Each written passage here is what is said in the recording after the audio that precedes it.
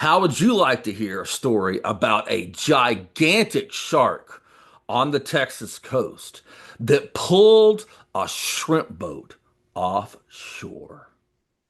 Hi, this is Chester Moore, wildlife journalist and investigator, and founder of the Gulf Great White Shark Society and Dark Outdoors podcast. We're going to tell you about that exact story, but please go subscribe, and you're going to be in for a real treat here.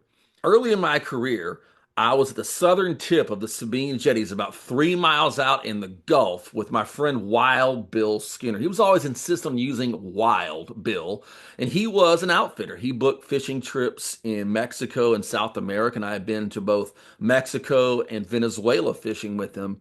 And we were fishing for bull redfish, and we were starting to talk about sharks. He said, "You want to hear a shark story?" He said, "You want to hear what I think was a great white shark story?" Of course, he had my attention. Bill grew up around Port Aransas, Texas, and in the summer, his family worked shrimping boats, and they would work offshore shrimping boats.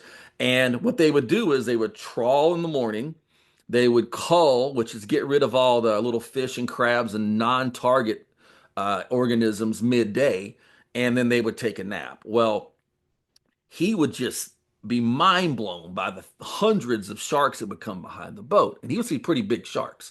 So one year he goes back to school and goes to shop class and makes a gigantic hook. We're talking about like a hook that was like a foot plus.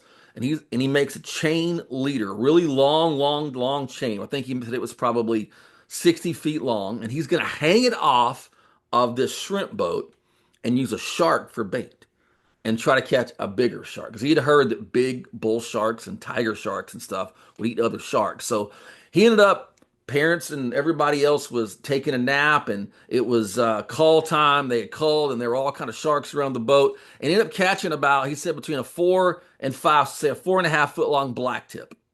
He knocks it in the head. I know this isn't PC, but he knocked it in the head, and he hooked the shark on there, and he dropped it down on this chain. And he's out in the Gulf off of Port Aransas. It's really clear. You can see the fish down there. He's expecting actually that the other black tips and stuff are gonna like have a feeding frenzy and go crazy.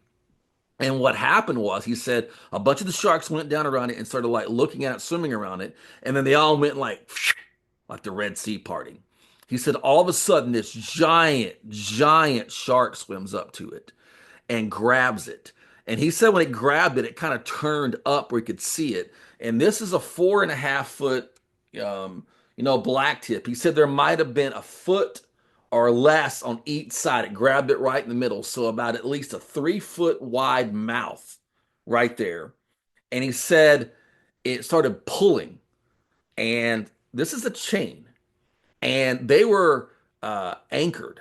And it started pulling, and then it started actually pulling the boat where the people were freaking out on the inside because they said, "Oh my God, why are we moving?" And they go out and they see this gigantic shark pulling and pulling and pulling, and there's water coming up on the edge of the shrimp boat, and they finally like get hammers and they pound off the little part where the chain was hooked, and they let it go. He said, "I know it wasn't a tiger shark. It was way too big." When I asked him what he thinks the estimate was, he said, "Well, I had at least a 3 foot wide mouth because it was just a little bit on each side of the mouth right there." So probably he thinks it's somewhere in the class of a 17 to 18 foot long shark. This would have been in the late 1950s. And it's a very interesting link to the research we talk about, which you got to go check out the other video. If you haven't seen the documentary, Gulf Great White Sharks Return of an Icon, on this channel, go check it out, because we go back in time and we link great white shark sightings to Port Aransas, Texas.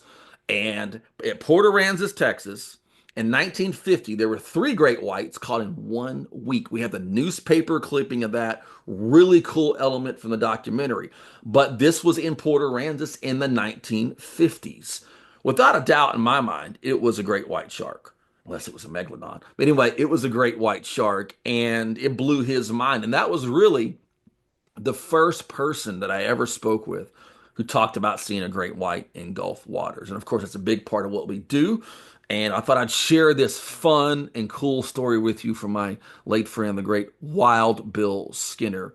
Please subscribe to this channel to get more cool content like this. Lots of shark stuff coming up. Check out the documentary Gulf Great White Sharks Return of an Icon right here on this channel. 70,000 views in 2 weeks. Real happy about that. At Gulf Great White Shark Society on Instagram. Follow the Dark Outdoors podcast everywhere you find podcasts.